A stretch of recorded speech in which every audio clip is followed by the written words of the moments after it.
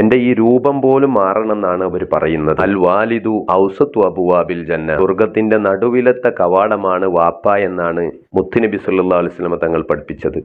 ആ വാപ്പമാര് ഇന്ന് പല വീടുകളിലും ഇത്തരം ഒരു സാഹചര്യത്തിലേക്ക് പോവുകയാണ്. വാപ്പമാർ ചിലപ്പോൾ പ്രായാധിക്യത്തിന്റെയോ അല്ലെങ്കിൽ അവർക്ക് ചെയ്യാൻ പറ്റുന്ന ജോലിയില്ലാത്തതിന്റെയോ പേരിൽ വീട്ടിൽ വെറുതെ ഇരിക്കുന്നത് മക്കൾക്ക് കണ്ടുകൂടാ. മക്കള് നോക്കേണ്ടവരാണ് വാപ്പമാര്. ഒരു പ്രായം കഴിഞ്ഞാൽ അവരെ റെസ്റ്റിനിടുകയും അവർക്ക് ആവശ്യമായതൊക്കെ അവരുടെ കയ്യിൽ കൊടുക്കുകയും ചെയ്യേണ്ടവരാണ് മക്കള്. ഒരു വാപ്പയും ഒരു കുട്ടിയും നബി സല്ലല്ലാഹു അലൈഹി വസല്ലം തങ്ങളുടെ മുമ്പിൽ വന്നു. എന്നിട്ട് കുട്ടി വാപ്പനെ കുറിച്ച് പരാതി പറയാൻ തുടങ്ങി. എന്റെ വാപ്പ എന്റെ സമ്പത്ത് മുഴുവൻ എടുത്ത് ഉപയോഗിക്കുകയാണ് എന്ന്. മുത്തുനബിയുടെ മുഖം വിവരണമായി തങ്ങൾ പറഞ്ഞു, നീയും നിന്റെ സമ്പത്തും എല്ലാം വാപ്പയുടേതാണ്. വാപ്പയുടെ ആവശ്യത്തിനനുസരിച്ച് അത് ഉപയോഗിക്കാം, അനാവശ്യമായി ദൂർത്ത് ചെയ്യാൻ പാടില്ല എന്ന് മാത്രമേ ഉള്ളൂ. ഇങ്ങനെ പഠിപ്പിച്ചൊരു മതത്തിന്റെ ആളുകളാണ് നമ്മൾ. കുറച്ചു കാലം മുമ്പ് വരെ വൃദ്ധസദനങ്ങളിൽ മുസ്ലിം വാപ്പമാരും ഉമ്മമാരും തീരെയില്ലാത്തൊരവസ്ഥയുണ്ടായിരുന്നു. ഇന്ന് അതിന്റെ റേഷ്യോ കൂടിക്കൂടി വരികയാണ്. എന്തുകൊണ്ടാണെന്ന് ചോദിച്ചാൽ വിശുദ്ധ ഇസ്ലാം പഠിപ്പിക്കുന്ന മതചിട്ടകൾ പഠിച്ചെടുക്കുന്നില്ല, അത് വാപ്പയും ഉമ്മയും പഠിപ്പിക്കുന്നുമില്ല.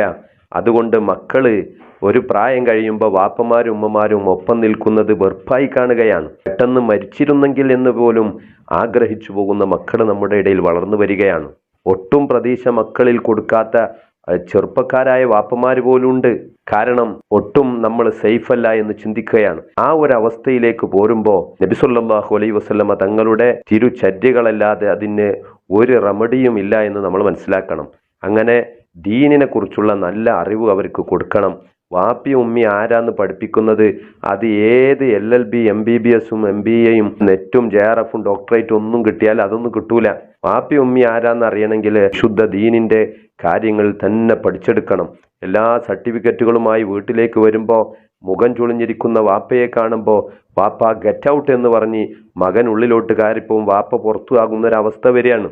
അതുകൊണ്ട് അതില്ലാതിരിക്കണമെങ്കിൽ ദീനിയായ ചിട്ടകൾ നമ്മുടെ ജീവിതത്തിന്റെ ഭാഗമാക്കി മാറ്റുകയും വീടുകളെല്ലാം ദീനിന്റെ ചിട്ടയിലേക്ക് കൊണ്ടുവരാൻ വേണ്ടി നമ്മൾ ശ്രമിക്കുകയും ചെയ്യണം എന്ന് സാന്ദർഭികമായി ഓർമ്മപ്പെടുത്തുകയാണ്. അള്ളാഹു നമുക്ക് ഖൈറുകളുടെ വാതിലുകൾ തുറന്നു തരട്ടെ. അസ്സലാമു അലൈക്കും വറഹ്മത്തുള്ളാഹി വബറകാതുഹു.